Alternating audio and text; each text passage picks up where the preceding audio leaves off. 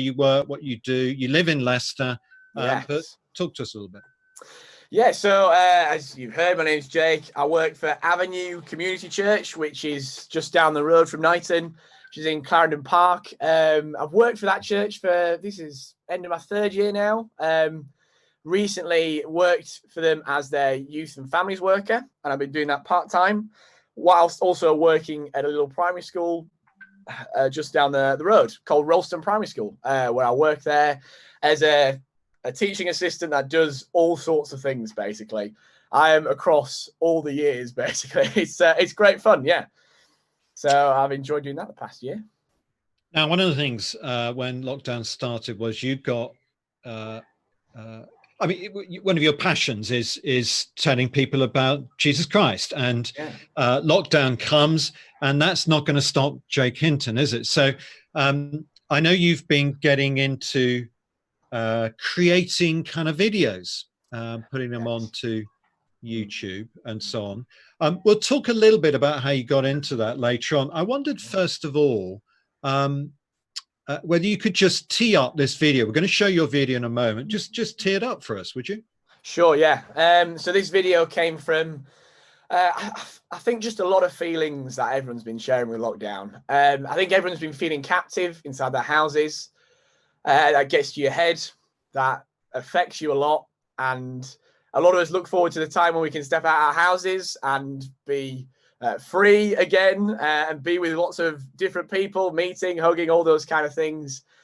And, you know, a few weeks ago, a month ago now, so when lockdown restrictions lifted, you know, you'd expect people to be enjoying time with each other, but instead we saw people being attacked on the streets. And I don't know, it just questions me, what does freedom look like? You know, we're so enjoying and looking forward to being free outside our houses and meeting people and having that freedom. And yet it seems to be that even on the streets with people, we're not free.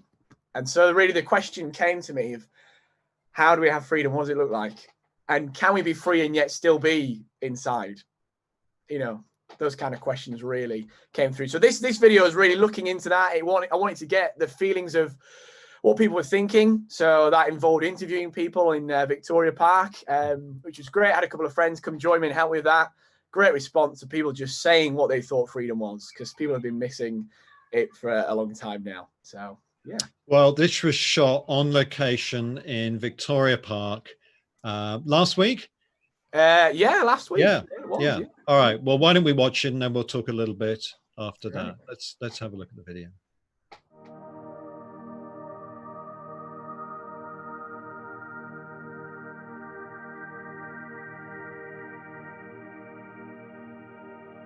What does freedom mean to me? What does freedom mean to you? Well, freedom is 4 words. I think freedom is... Well, the definition of freedom is certainly joy. You're able to do anything you want, when you want, how you want. Live and let live. It's got to be mental and spiritual freedom as well. Do what you want, when you want, how you want, without the fear of being judged. To do whatever I wish to choose to do with my day. So you can express yourself freely without any judgment or anything. It's about listening, about understanding, whilst we have the time to do it. Freedom, it's not just for me, it should be everybody should be free. What does it mean to be truly free? I don't know about you, but I've been thinking about this a lot recently. As we've been captive inside our houses for so long, itching to get outside again and see people and be with people again. Yet when the restrictions lifted and people stepped out into the streets, they were being attacked. And something just questions inside of me. How do we have freedom? What is freedom as a people? You know, is freedom just the ability to go wherever you want? Or can you be free yet still trapped inside? Or is freedom the ability to express yourself in whatever way that may be? Or is freedom of expression limited? And we just heard a lot of different thoughts on what freedom's about. And I love so much of them. They're brilliant, aren't they? The freedom of belief, the freedom of speech, the freedom of the mind and the spirit. We're more than just a body. The freedom that brings joy. That's what freedom should do. And freedom, which enables us to listen to other people. Freedom cannot just be about me. about the individual. Freedom has to be outward looking in order for us as a society to have freedom. I think that's so true, isn't it? Because if I'm just caring about me, if I'm just wanting to have freedom in my own acts, to do or say whatever I want, I'm going to end up taking away someone else's freedom. Someone once said this, and I think this is brilliant, this was perfect. They said, freedom is the enemy of freedom. And this seems so right. Because as we say to each other, look, follow your heart, do whatever you want, look, care for number one, that naturally leads us to taking away or encroaching upon each other's freedoms. Because no matter how good your life is, no matter how good of a person you think you are, we still all have our faults, we all have our failings. I think we've seen that clearly in the pulling down of our statues, haven't we? Look, fine, pull down the ones of the people who are clearly not good people, who have persecuted and objectified people. We should not look up to them. That's fine. But hold on, there's a problem when we get to those statues which we love, the people who have done great things in our history, but then we find out also have done terrible things. So look, here's the problem. We want freedom, total freedom, that ability to determine our own lives, to do what we want to do. But the problem is when we do that, we lead ourselves to not good places. We lead ourselves to places where we can hurt people and we hurt ourselves. So it appears to me when we're looking at the problem of freedom and how we're to get it, the answer cannot be from within us. It can't be an answer I've got to look inside myself, because inside of me is confused and clouded. No, the answer has to be outside of me. You know, someone once said this, which changed my whole view on freedom and what it is and how to get it. They said this, they said, know the truth and the truth will set you free. In order to be free, we need to know the truth first. The truth about ourselves, who we are and where we are. Think about it, in order to answer a question, you have to have the context, the background information, so that you answer it correctly. It's the same with this question about freedom. We have to understand the background information of who we are in order for us to answer it properly. The background information is this. We as a people, when left to ourselves, we struggle. We are not good barometers for our lives. We need to be led. But the question is, who can lead us? Because it can't be another person. We've already established that everyone has their own faults and failings. No, we need someone above us. Someone far greater than us to lead us. I remember when I was a kid, me and my brother would go rock climbing on these giant rocks, and one time my brother decided to go down the rock a different way to me and my dad, and of course he got stuck and was slipping, and the fall could have broken a lot of bones. But what did he do? He called out for Dad, and Dad came back up, reached down, grabbed his hand and pulled him back up again. See, the person who said you need to know the truth in order to be free also said there's a God. Not a distant, far-off God, but a God who describes himself as your Father. In case you didn't realise, the person who said all these things was Jesus, the guy who was on this earth 1,000 years ago, and he changed completely the way we look at people and see people and treat people, and he liberated so many people out of captivity.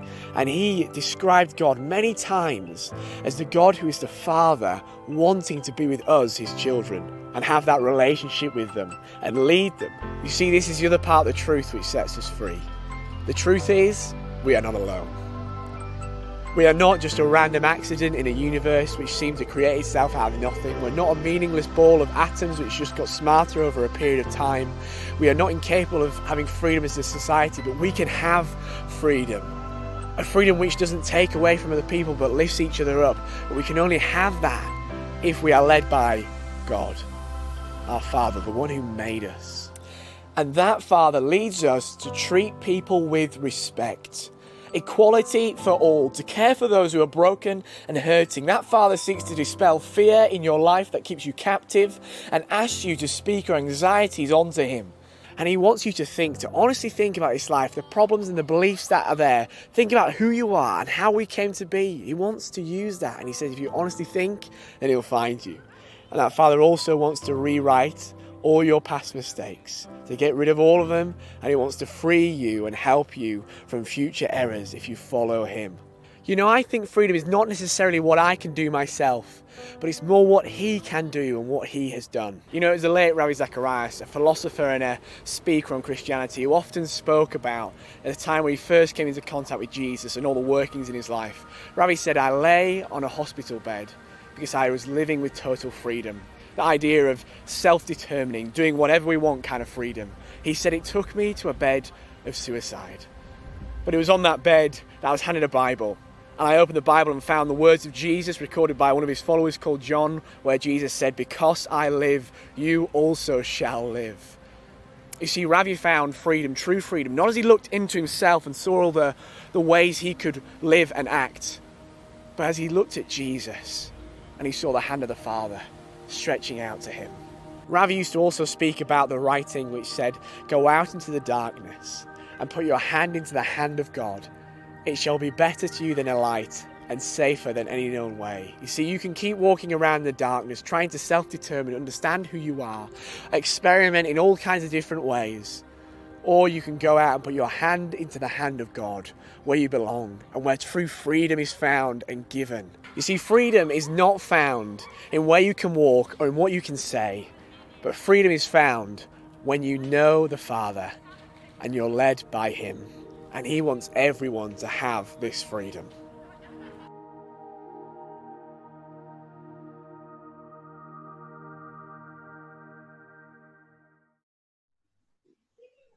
Jake, thank you very much for that. Sorry, by the way, if you lost the sound at the beginning. You just missed me wittering for a bit, so you've got all the important stuff. I'll give you that a little bit later. Don't worry about that. It's fine. Jake, thank you for that video. Let's just reflect on freedom for a little bit. First of all, you talked about Ravi Zacharias. He's just died, hasn't he? Yeah. Can you tell us a little bit more about that story? What had led to him being in that hospital bed? Yeah, absolutely. Well, the way he was telling it in the example that I was showing was, Ravi said he was living with total freedom, which is, as I said in the video, that ability to self-determine your own life, to do whatever you want to do. The choice is up to you, the way you live, the way you act, and all those kinds of things. And he said it led him to a bed of suicide because at an early age, he tried to take his life. I think he was 17 or 18 at the time when it happened.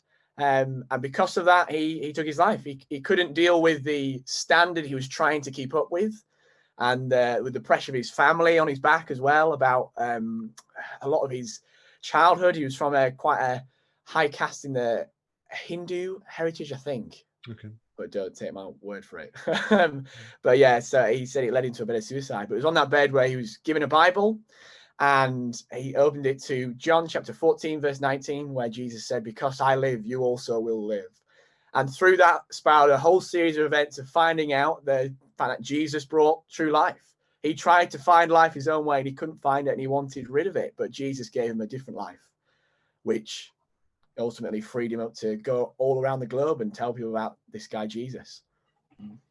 Now, I mean, freedom. Some people watching this will think, seriously, I mean, what a laugh.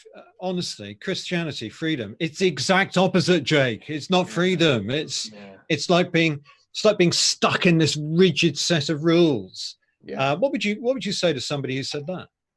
Yeah, I would say a couple of things.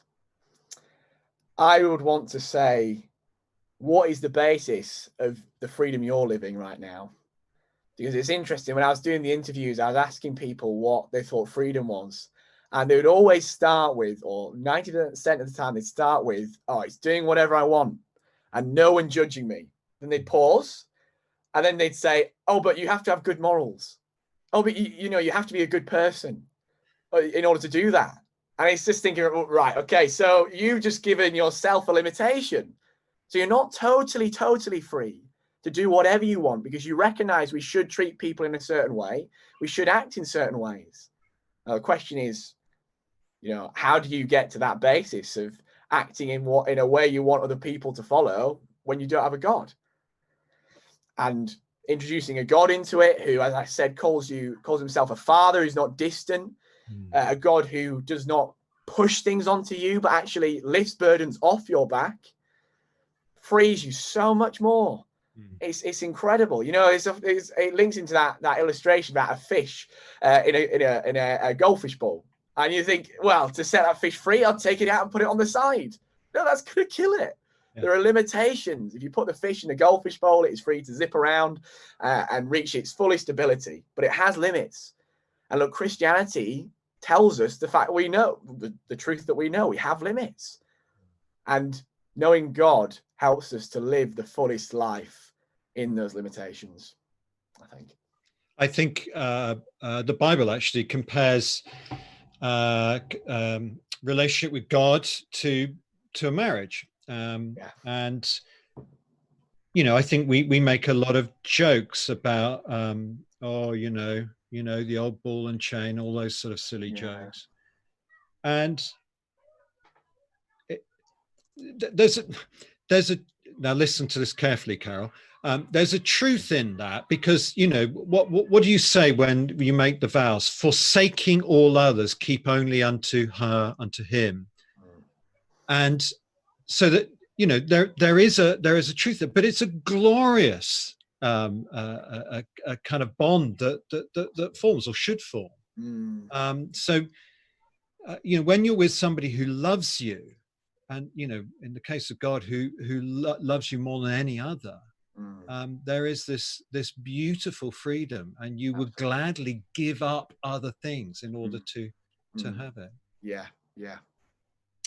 Jake, tell us a little bit about the filmmaking, would you? Because that is interesting. That's just something you've got into quite recently, as I was saying at the start. Tell us more about it. What have you been doing? Yeah, so it's something which I feel has been on my heart to do for quite a while. And it's some stuff that I was actually pitching to Avenue before. And so it's something I always wanted to do. And then this kind of just kick-started to think, well, okay, let's learn this. Let's do this now. And it started off by reaching our youth in our church, basically. We were trying to put together videos which they would want to sit through and listen to, and would engage them in the way that other videos are doing on YouTube. So basically it came through a desire to want to meet them and reach where they're at and where they can listen to, and also, well, let's just carry this over and try and do this for all ages and see if this media platform can really help us put the truths of Jesus in a public platform. Yeah.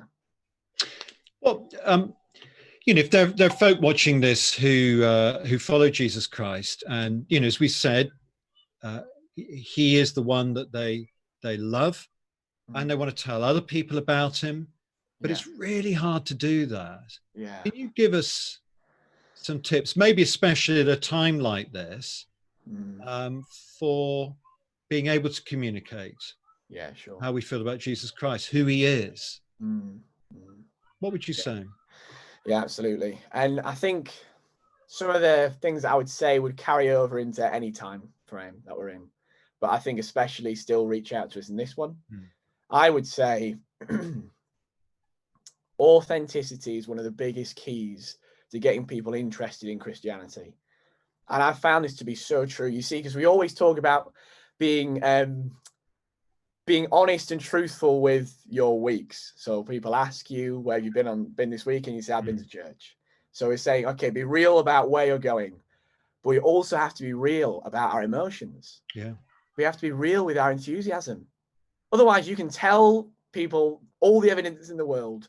You can tell them 50 billion times that you've been to church. But if you're not following up with that passion and that enthusiasm that you show on the Sunday at church, they're not going to care at all.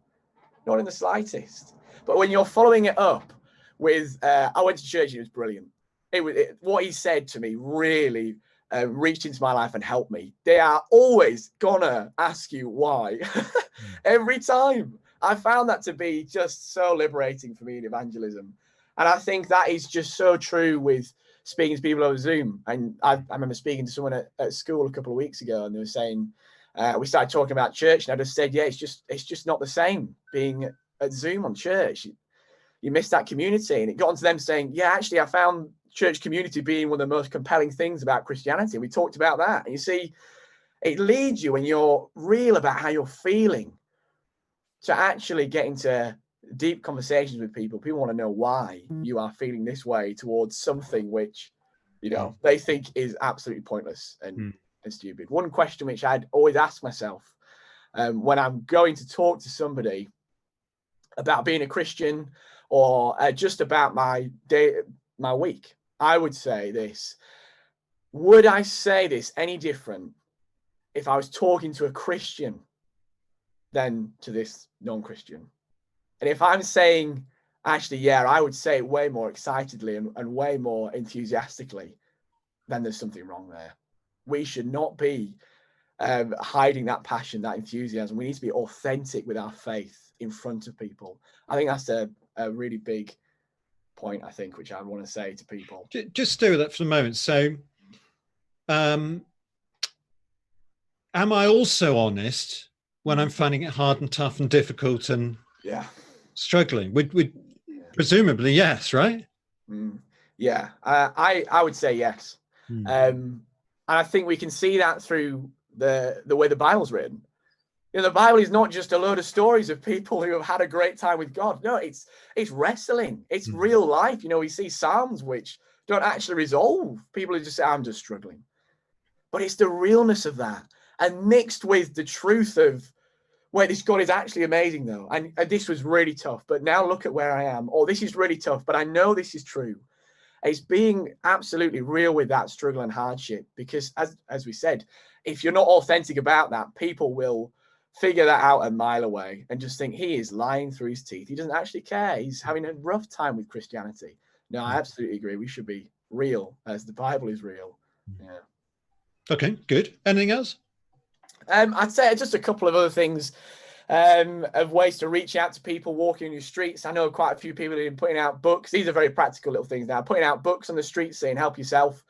Recently with a couple of friends, we've been putting out some Gideon Bibles just on the street, just with a box saying, if you want one, take one. Because why not? What's the harm in that?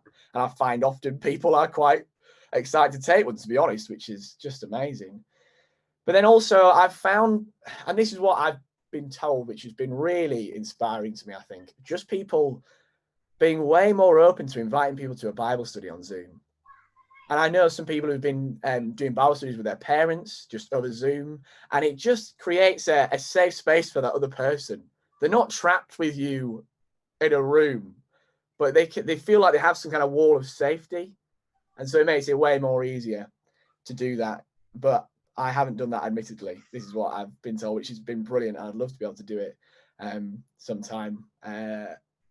But yeah, so that, I think that's some really key things, great things. And invite people to church, as we've seen so many people do on Facebook. It's way more easier now. I've invited so many people in school to church now, just saying, why not, you know, join us on Zoom? This is what we're doing this week. You don't have to even walk to our building. You can do it from your room. So yeah, so really easy. That's been one of the amazing things, hasn't it? That you know, people can just now drop into church from their front room, either into a Zoom meeting or watch it like we're doing here on YouTube. And hopefully that's really going to help. We know a number of additional people are watching and being encouraged by that. So that's great. It's the same story with Avenue. Yeah. Jake, thank you so much. Really appreciate you being with us tonight. Thank you very much. That's right. And let me just, so for those who, for everybody who didn't catch the first bit, I was just saying that we've had the government guidelines through yesterday. And so we're, as leaders, we're looking at that, trying to work out what that means for us over the summer, and whether there's anything we can start to do in terms of meeting. The guidelines are a little confusing, so we want to make sure we get it absolutely right, and we'll let you know. But I think it's safe to say, don't expect that things are going to return to normal anytime soon. If we do meet, it will be in much smaller numbers. But we'll keep you fully up to date with that. We just want to make sure we get it absolutely right. We'll put Jake's video. Is this all right, Jake? We're going to put it on our YouTube site. Would that be all right? Yeah, absolutely fine. Yeah, do whatever you want. And then you can just get the link to that. Why not send it to a friend? Just say, you know, we've been thinking about freedom recently, or hey, I know you're in lockdown. Here's something on freedom, and get them to have a look at it. Why not? Thanks very much for joining us tonight. We're back on Sunday morning on this channel, 10:30. So do come and join us then. But thank you ever so much for joining us tonight. Jake, great to have you with us. Thanks. No problem. Thank you.